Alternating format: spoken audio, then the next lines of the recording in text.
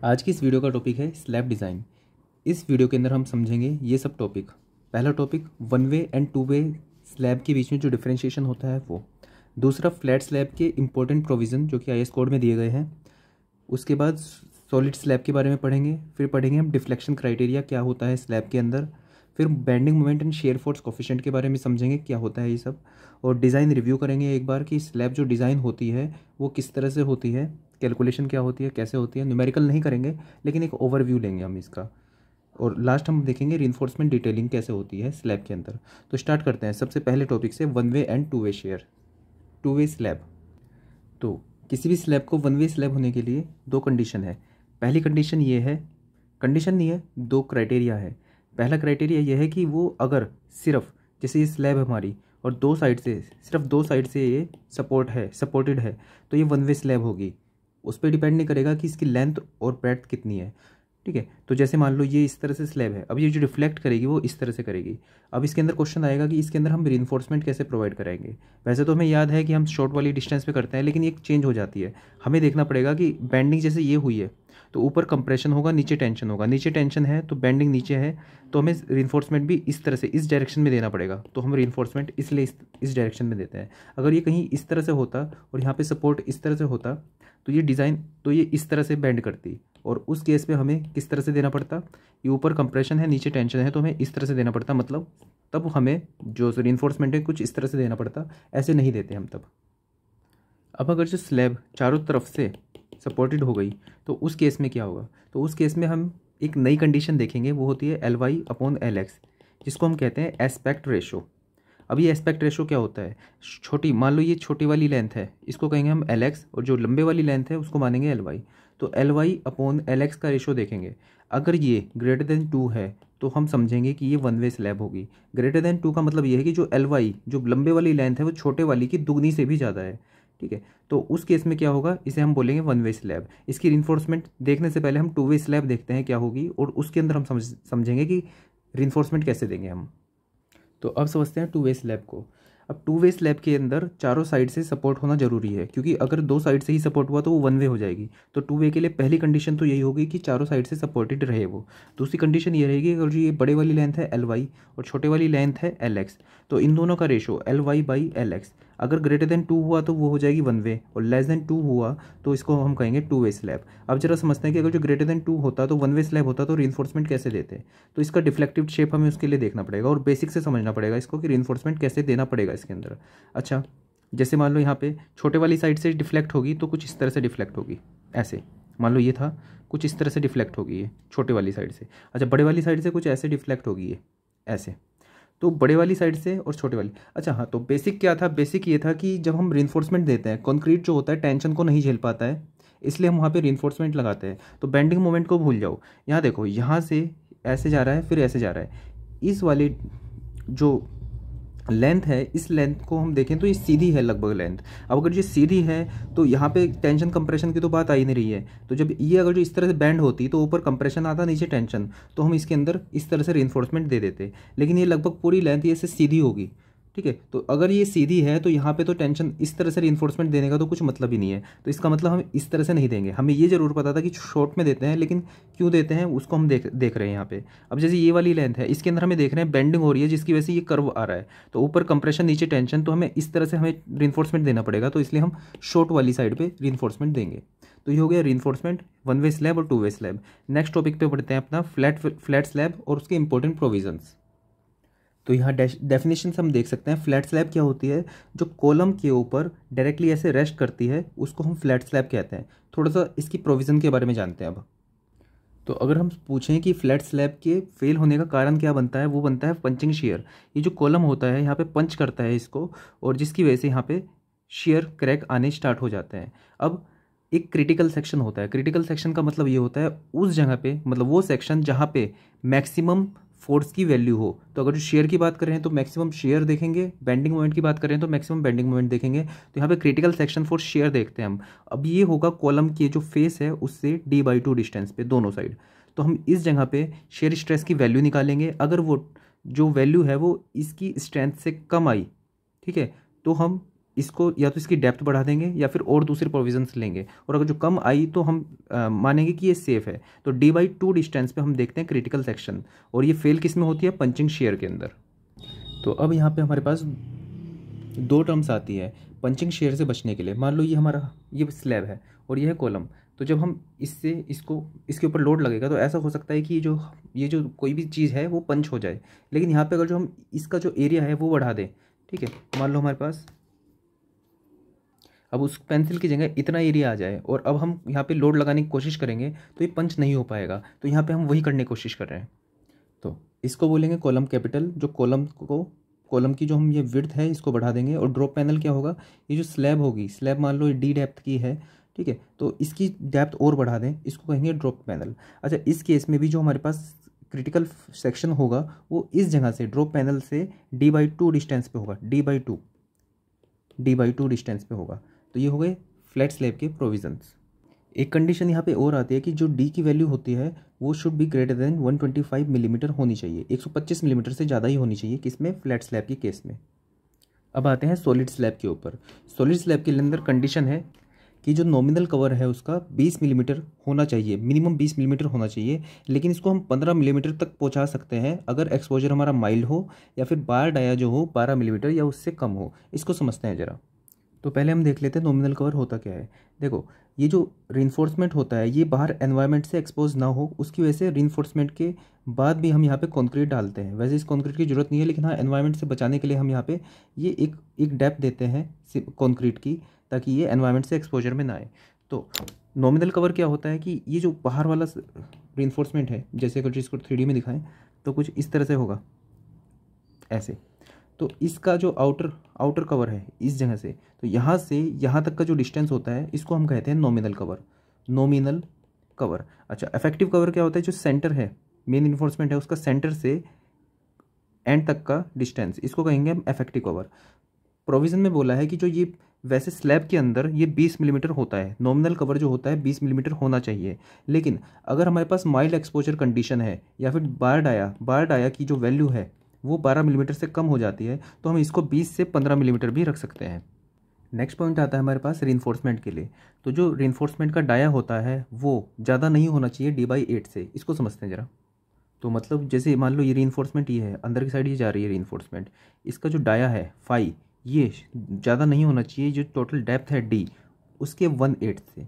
आगे चलते हैं, पूछते हैं कि मिनिमम रीइंफोर्समेंट जो है वो कितनी होनी चाहिए। मान लो इधर की साइड हम स्टील डाल रहे हैं ऐसे, और उधर से भी इस तरह से हम स्टील डाल रहे हैं, तो ये मिनिमम कितना डालना जरूर पड़ेगा। क्यों? क्योंकि श्रिंकेज क्रैक आ सकते हैं, तो उससे बचने के लिए हम मिनिमम रीइंफोर्समेंट तो डालेंगे ही। वो कितना होना चाहिए, वो 0.12% ऑफ ग्रॉस एरिया होना चाहिए अगर Fe250 है, और 0.15% ऑफ ग्रॉस एरिया होना चाहिए अगर जो वो HYSD बार्स है।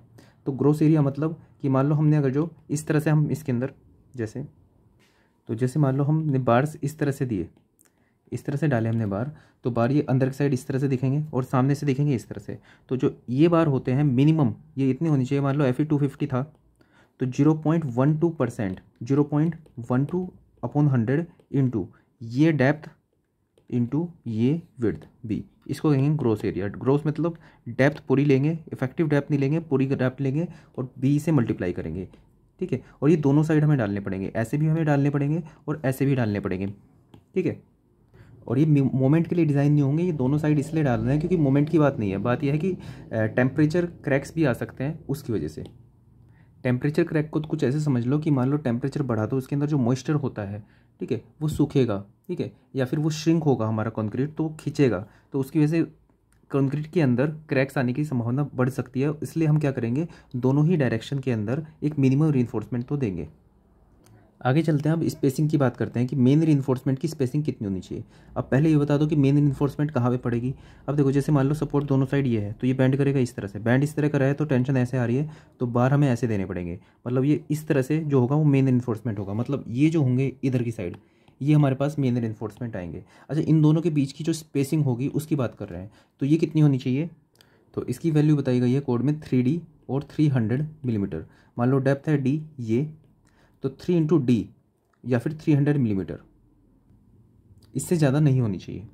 से। तो इन दोनों के बीच की डिस्टेंस है 3D और 300 मिलीमीटर। ये हुई मेन रीइंफोर्समेंट। अच्छा, हमने अभी देखा था कि मेन रीइंफोर्समेंट साथ साथ हमें टेम्परेचर क्रैक्स से बचने के लिए हमें एक ये इधर की साइड भी डालने पड़ेंगे, ठीक है। उसकी मिनिमम रीइंफोर्समेंट की वैल्यू आपको बताई थी। अच्छा, उनकी स्पेसिंग जो होती है वो स्पेसिंग कितनी होनी चाहिए, यहाँ पे 3D और 300 मिलीमीटर, तो वो होगी 5D और 300 मिलीमीटर। ये भी 300 मिलीमीटर ही होनी चाहिए मैक्सिमम। मैक्सिमम का मतलब यह है कि इससे ज़्यादा नहीं होनी चाहिए। जैसे मान लो 3D वैल्यू आई, ये 3D वैल्यू मान लो हमारे पास आई 200 मिलीमीटर और ये 300 मिलीमीटर, तो उसको मानेंगे 200 मिलीमीटर। तो 200 मिलीमीटर से ज़्यादा नहीं आ सकती, 150 मिलीमीटर कर सकते हैं, कोई दिक्कत नहीं है। तो हमारी ये पहला, दूसरा, तीसरा पॉइंट हो गया। अब आते हैं डिफ्लेक्शन क्राइटेरिया। ये 2 वे स्लैब के लिए डिफाइन है इस कोड में, उसको देखते हैं। तो डिफ्लेक्शन क्राइटेरिया में है कि पहले तो देखेंगे कंडीशन, किस केस में हम ये अप्लाई करेंगे कंडीशन। तो क्या है कि 2 वे स्लैब होनी चाहिए। दूसरा जो LX है, LX मतलब शॉर्टर स्पैन है, वो 3.5 मीटर तक होना चाहिए, अप टू 3.5 मीटर होना चाहिए। और जो उस पर लोड है वो 3 किलोमीटर पर मीटर स्क्वायर का होना चाहिए, ठीक है। मैक्सिमम इतना हो सकता है, उससे नीचे के लिए ही हम देखेंगे। तो L इफेक्टिव अपन D की value should be less than, simply supported case में अलग, कंटिन्यूस के केस में अलग। ये कितनी होनी चाहिए, ये हो सकती है 35 और ये हो सकती है 40। Fe415 के अंदर ये 0.8 टाइम्स हो जाएगी, मतलब कम हो जाएगी। ये हो जाएगी अपनी 28, मल्टीप्लाई करेंगे जब 0.8 से, और इसको 0.8 से मल्टीप्लाई करेंगे तो ये हो जाएगा 32। समझते हैं इसको थोड़ा। तो देखो L effective upon D less than 35, इसका क्या मतलब है। तो मतलब लेंथ जो है हमें रखनी पड़ेगी 35D से कम, मतलब लेंथ को हमें इससे ज़्यादा नहीं बढ़ानी। ज़्यादा बढ़ाएंगे तो डिफ्लेक्शन ज़्यादा आ जाएगा। तो इसलिए हमें लेंथ का एक मिनिमम, एक वैल्यू रखनी पड़ेगी मैक्सिमम, कि अगर जो लेंथ इससे ज़्यादा बढ़ाई 35D से तो डिफ्लेक्शन ज़्यादा हो जाएगा, वो सूटेबल नहीं होगा बनाने के लिए। अब सिंपली सपोर्टेड बीम और कंटिन्यूस की बात करते हैं। देखो सिंपली सपोर्टेड में हुआ ये, कंटिन्यूस में क्या हुआ, जैसे ये हुआ ये, तो कंटिन्यूस के अंदर सपोर्ट ज़्यादा है, ठीक है। तो वहाँ पर डिफ्लेक्शन जो होगा, डिफ्लेक्शन कम होगा। तो उस केस में हम इसको लंबे स्पैन पे भी रख सकते हैं। तो इसलिए L इफेक्टिव अपॉन D की वैल्यू 35 आई है सिंपली सपोर्टेड बीम के लिए, और कंटिन्यूस के स्लैब के लिए, और कंटिन्यूस के लिए 40 आई है। ये ज़्यादा क्यों आई है ये समझ में आ गया। अब Fe 250 के केस में 35 और 40 है, Fe 415 के केस में 28 और 32 है। मतलब अगर हमने Fe 250 की जगह HYSD यूज़ कर लिया तो हम लेंथ कम रख पाएंगे, लेंथ ज़्यादा नहीं बढ़ा पाएंगे। ऐसा क्यों, इसे समझने के लिए हम एक बीम में कॉन्सेप्ट यूज़ करते हैं, L effective upon D is equal to K1 K2 K3 K4। तो K2 की वैल्यू देखते हैं। Fe 250 और Fe 415 को अगर जो हम कंपेयर करें एक पर्टिकुलर परसेंटेज ऑफ स्टील पे, मतलब इसके अंदर भी सेम परसेंटेज ऑफ स्टील है, इसके अंदर भी, मतलब Fe 415 का भी सेम परसेंटेज ऑफ स्टील है। तो Fe 250 के केस में जो इसके ऊपर स्ट्रेस ऑफ स्टील होगी, इसके अंदर जो स्ट्रेस होगी वो होगी ज़्यादा, और जब ये ज़्यादा होती है तो K2 की वैल्यू ज़्यादा होती है। इसका मतलब जो हम स्पैन दे सकते हैं ज़्यादा दे सकते हैं अगर जो हम माइल्ड स्टील यूज़ कर रहे हैं। तो यहाँ पे 35 यूज़ किया है। और अगर जो Fe 415 देंगे हम तो इसके अंदर स्ट्रेस ऑफ स्टील होगी कम, तो हमें इसे थोड़ा सा कम करना पड़ेगा इससे। तो 0.8 से मल्टीप्लाई कर रहे हैं तो ये आ गया 28। तो डिफ्लेक्शन क्राइटेरिया के बाद आते हैं bending moment and shear force coefficient. ये क्या होते हैं। तो ये कोफिशिएंट समझने से पहले समझते हैं कि सिंपली सपोर्टेड बीम के अंदर हम बेंडिंग मोमेंट कैसे निकालते हैं। मान लो ये सिंपली सपोर्टेड बीम हुआ, इसके ऊपर लोड आया, यूडीएल लोड आया। तो यहाँ पे हमें पता होता है बेंडिंग मोमेंट का जो डायग्राम होगा वो आएगा पैराबोलिक, बीच में आएगा WL²/8, और हम आराम से निकाल सकते हैं। फिक्स्ड भी हुआ तब भी हमें पता होता है क्या क्या आएगा। लेकिन अगर ये हुआ कंटिन्यूस, इस टाइप का कुछ हुआ, ठीक है, तो सब जगह पे यहाँ पे इस तरह से आएगा, यहाँ पे इस तरह से आएगा। तो ये कितनी वैल्यू हो, ये बहुत टीडियस हो जाता है अगर जो बहुत सारे स्पैन आ जाते हैं इसके अंदर। तो उससे बचने के लिए IS कोड ने पहले ही बता दिया कि कुछ कोफिशिएंट आप मल्टीप्लाई कर लेना जो आपकी मेन वैल्यू है M से, तो आपके पास हर जगह पे अलग अलग जगह पे बेंडिंग मोमेंट आ जाएगा। इसको समझते हैं एग्जाम्पल से। तो जैसे हमने कहा कि इस जगह पर अगर जो हमें बेंडिंग मोमेंट निकालना है सिंपली सपोर्टेड बीम में, तो हम करते हैं WL² 1/8। तो ये कोफिशिएंट है। तो यहाँ पे IS कोड ने पहले ही बता दिया कि अगर जो यहाँ पे निकालना है तो क्या कोफिशिएंट होगा, यहाँ पे निकालना है तो क्या कोफिशिएंट होगा, यहाँ पे निकालना है तो क्या कोफिशिएंट होगा। उन कोफिशिएंट्स को देखते हैं। तो कोफिशिएंट तो कुछ इस तरह से है, तो वर्क कैसे करेगा वो समझते हैं। मान लो इस पेन में इस जगह पे हमें बेंडिंग मोमेंट निकालना है, तो बेंडिंग मोमेंट एट एक्स हमें निकालना है। तो ये बेंडिंग मोमेंट एक्स पे होगा, एक्स जगह पे होगा, किसकी वजह से, फिक्स्ड लोड की वजह से प्लस डेड लोड की वजह से। तो फिक्स्ड लोड की वजह से निकालना है तो देखो WL² फिक्स्ड लोड की वजह से होगा 1/12 प्लस डेड लोड की वजह से होगा WL² एज इट इज़ करेंगे 1/10। तो ये हमारे पास आ जाएगा बेंडिंग मोमेंट एट एक्स। अच्छा, जो ये L लेंगे वो क्या होगा, ये L इफेक्टिव होगा। ये L इफेक्टिव आपको पता होगा, बता देता हूँ एक बार। तो L इफेक्टिव होता है L क्लियर, दोनों सपोर्ट के बीच का clear distance, plus B1 plus B2/2, या फिर B1/2 प्लस B2/2, या फिर L क्लियर प्लस D। इन दोनों में से जो मिनिमम आ रही है वैल्यू उसको हम मानेंगे एल इफेक्टिव। तो जैसे हमें निकालना है इस जगह पे बेंडिंग मोमेंट, तो हम क्या करेंगे -1/10 डब्ल्यू एल इफेक्टिव का whole square -1/9 W L effective का होल स्क्वायर। अच्छा, फिक्स्ड लोड के लिए वैल्यू कम है, डेड लोड के लिए वैल्यू ज़्यादा है। वेट, ये फिक्स्ड और डेड एक ही चीज़ है, ये है नॉन फिक्स्ड, ठीक है। फिक्स्ड लोड के लिए जो वैल्यू है वो कम आनी चाहिए और डेड लोड लाइव लोड के लिए ज़्यादा आनी चाहिए, क्योंकि लाइव लोड के अंदर अनसर्टेनिटी है तो थोड़ा फैक्टर ऑफ सेफ्टी हमें ज़्यादा रखना पड़ेगा, तो इसके अंदर हम ज़्यादा मोमेंट निकालेंगे, कैलकुलेट करेंगे, और डेड लोड के अंदर हम कम वैल्यू कैलकुलेट करेंगे। तो ये हमारे पास कोफिशिएंट हो गया, कहीं पे भी हम निकाल सकते हैं अब बेंडिंग मोमेंट कितना है। सिमिलरली जैसे बेंडिंग मोमेंट निकाला है, ऐसे हम शेयर फोर्स भी निकाल सकते हैं शेयर फोर्स के कोफिशिएंट की हेल्प से। अच्छा, एक और चीज़, यहाँ पे जो कोफिशिएंट पूछ ले जो क्या होगा, तो कोफिशिएंट होगा 0, क्योंकि 0 से मल्टीप्लाई करेंगे डब्ल्यू एल स्क्वायर को आएगा 0, क्योंकि यहाँ पे हमारे पास हिंज है तो यहाँ पे बेंडिंग मोमेंट भी 0 ही आना चाहिए। तो कोफिशिएंट को जो यहाँ से पूछ ले तो इसके कोफिशिएंट होंगे 0। एक और चीज़, यहाँ पे माइनस क्यों आ रहा है, क्योंकि यहाँ पे होगिंग बेंडिंग मोमेंट है, यहाँ पे सैगिंग है, यहाँ पे होगिंग है, तो होगिंग आएगा नेगेटिव में। आगे चलते हैं शेयर फोर्स के लिए। तो एस एफ डी हमारा इस तरह से होगा, इसके कोफिशिएंट क्या होंगे, देखो ये यहाँ से ये जो वैल्यू है टोटल, ये सब 0.6 0.6 0.6 0.6 0.6 है, ठीक है। उसके ऊपर आए एक कम कर दिया, 0.1 कम कर दिया, 0.5 0.5, ठीक है। यहाँ पे 0.6 है सब, तो ये 0.55 ले लो। इसको याद करने का एक कुछ शॉर्ट बता रहा हूँ कि किस तरह से मैंने याद किया था, और यहाँ पे 0.4 और 0.45 इस तरह से इसको याद करो, या फिर जिस तरह से भी याद करो। अच्छा, अब यहाँ पे शेयर फोर्स निकालनी है इस जगह पे, तो कैसे निकालेंगे, इस साइड। तो नॉर्मल केस में कैसे निकालते थे, शेयर फोर्स डायग्राम कुछ ऐसा होता था।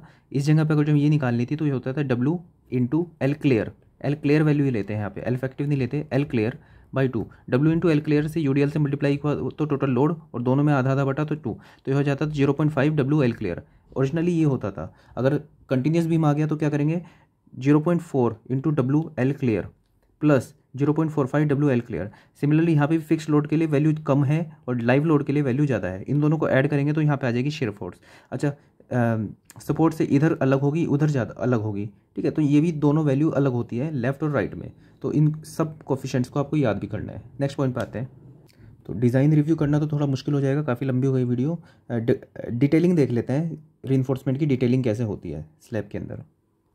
तो जैसे हमने पीछे बताया उसके हिसाब से हमने बेंडिंग मोमेंट निकाला, और बेंडिंग मोमेंट से हमने निकाल लिया कि एरिया ऑफ स्टील हमें कितना प्रोवाइड करना है, और हमने यहाँ पे एरिया ऑफ स्टील प्रोवाइड कर दिया। अच्छा, यहाँ में तो कोई डाउट नहीं है, यहाँ पे मैक्सिमम बेंडिंग मोमेंट होगा, तो यहाँ पे एरिया ऑफ स्टील की जो हमारे पास वैल्यू आई पॉजिटिव की, ठीक है, वो यहाँ पे यही होगी। अच्छा, और ये यहाँ पे है होगिंग सबसे ज़्यादा होगी, तो AST माइनस की वैल्यू जो आई हमारे पास, वो यहाँ पे पूरा एरिया ऑफ स्टील डाल देंगे। लेकिन दिक्कत क्या है कि जैसे दिक्कत कुछ नहीं, मतलब जैसे बेंडिंग मोमेंट है, बेंडिंग मोमेंट कुछ इस तरह से होता है, तो जब ऐसे होता है बेंडिंग मोमेंट, तो यहाँ पे तो एरिया ऑफ स्टील पूरा यूज़ हो गया, लेकिन यहाँ पे क्या है, बेंडिंग मोमेंट हो गया कम, तो यहाँ पे भी बेंडिंग मोमेंट कम हुआ। अब बेंडिंग मोमेंट जब कम है तो यहाँ पे पूरा एरिया ऑफ स्टील डालने से क्या फ़ायदा, एरिया ऑफ स्टील बचा रहा है बेंडिंग मोमेंट से, क्योंकि बेंडिंग मोमेंट दे रहा है टेंशन।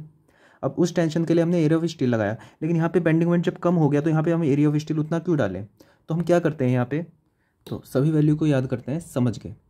कंटिन्यूस स्लैब है, ठीक है, ये हमें पता है कि AST पॉजिटिव यहाँ पे पूरा ही देना पड़ेगा, ठीक है। अच्छा, ये है मान लो x डायरेक्शन है, तो ये शॉर्टर स्लैब है, तो हमें क्या, शॉर्टर स्लैब है मतलब शॉर्टर स्पैन है, तो ऐसे बेंड करेगा तो हमें इस तरह से maximum bending moment maximum reinforcement देना पड़ेगा। तो देखो ये जो ये वाली लाइन आ रही है, ये मैक्सिमम रीइंफोर्समेंट है, मतलब इधर से देखेंगे तो ये इस तरह से लगेगी ये ऐसे।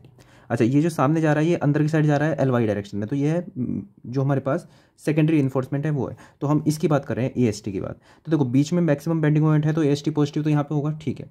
कहाँ तक होगा, अब देखो सिंपली सपोर्टेड, ये कंटिन्यूस की बात चल रहे हैं, सिंपली सपोर्टेड वाली साइड से यहाँ से 0.15 L की दूरी पे हम कट कर देंगे। अब यहाँ पे AST बाई 2 दे सकते हैं, इतनी बात समझ में आई, ठीक है। अच्छा, यहाँ से भी किसी डायरेक्शन पे कट करना पड़ेगा, 0.25 L पे यहाँ से कट कर देंगे, मतलब यहाँ पे हम AST बाई 2 दे सकते हैं, ठीक है। बीच में हम पूरा AST देंगे, यहाँ से 0.15 L की दूरी पे यहाँ पे है 0.25 L की। ऐसे समझ लो कि कंटिन्यूस वाली साइड से स्टेबल ज़्यादा है तो ज़्यादा दूर से कट करेंगे, मतलब यहाँ पे ज़्यादा दूर तक देने की जरूरत पड़ेगी नहीं AST। इतनी बात समझ में आई। 0.15 0.25 ये कम है, ये ज़्यादा है, ये समझ में आ गया। ऊपर की साइड देखते हैं, देखो ये सिंपली सपोर्टेड है, तो यहाँ पे नेगेटिव बेंडिंग मोमेंट नहीं आएगा, लेकिन एक्चुअल में आ जाता है। तो उसके लिए क्या करते हैं हम कि देखो सपोर्ट में तो देंगे, सपोर्ट से भी थोड़ा आगे तक हम इसको 0.1 L डायरेक्शन तक हम AST पॉजिटिव बाई 2 देंगे। ये जो हमारे पास AST पॉजिटिव आया ना उसके बाई 2, या फिर अगर यहाँ पे नेगेटिव बेंडिंग मोमेंट कुछ आ जाता वो लेते, या फिर ये जो नेगेटिव बेंडिंग मोमेंट की वजह से जो AST आता वो लेते, या फिर AST बाई 2 लिया हमने, तो जो सा ज़्यादा होगा वो लेंगे हम, और कहाँ तक लेंगे 0.1L। ठीक है, तो ये हो गया 0.15, 0.25, ये उनसे भी कम, क्योंकि यहाँ पे तो आ ही नहीं रहा है, तो 0.1L की डायरेक्शन मतलब डिस्टेंस तक, और ये होगा सपोर्ट से, ये है सेंटर से। आगे चलते हैं, देखो ये सपोर्ट है, सपोर्ट में तो हुकिंग आ ही रहा है, तो ये जो सपोर्ट के अंदर वाला है यहाँ तो AST नेगेटिव लेना ही लेना है। ठीक है, अब इससे थोड़ा बाहर तक लेंगे क्योंकि पॉइंट ऑफ कॉन्ट्राफ्लेक्चर देखेंगे, तो पॉइंट ऑफ कॉन्ट्राफ्लेक्चर मान लो 0.15L तक आ गया, तो यहाँ से और यहाँ भी 0.15L कॉन्ट्राफ्लेक्चर आएगा। तो देखो ये जितना विड्थ है इतना 0.15 और 0.15, ये पूरा जितना भी होगा यहाँ पे हम AST नेगेटिव लेंगे, लेकिन यहाँ पे हम कट नहीं कर देंगे, मतलब यहाँ पे हम ख़त्म नहीं कर देंगे, भले यहाँ पे नेगेटिव बेंडिंग मोमेंट खत्म हो गया, तो हम क्या करेंगे 0.15L तक और AST/2 भी देंगे, ऐसी 0.15L तक AST/2 भी देंगे। तो ये है तरीका 0.15L, 0.25L, यहाँ पे है ही नहीं इसलिए 0.1L, तो 0.15L यहाँ जैसे यहाँ पे था ऐसे ही वहाँ पे 0.15L तक पूरा दिया, 0.15L तक AST नेगेटिव पूरा दिया, और यहाँ पे 0.15L आगे तक AST/2 दिया, यहाँ पे भी AST/2 दिया। बिल्कुल एज इट इज़ पूछ लिया जाता है कि कहाँ पे कितना रेनफोर्समेंट देना है, तो इसको भी याद करना है। So that's all for this video. हमने सारे पॉइंट कवर किए एक्सेप्ट द डिज़ाइन, तो वो मैंने एक न्यूमेरिकल अलग से सोल्व कर दिया है, उसे आप देख लेना, लिंक में डाल दूंगा नीचे डिस्क्रिप्शन सेक्शन में, तो डिज़ाइन रिव्यू आप वहाँ से देख लेना। So that's all for this video, thank you.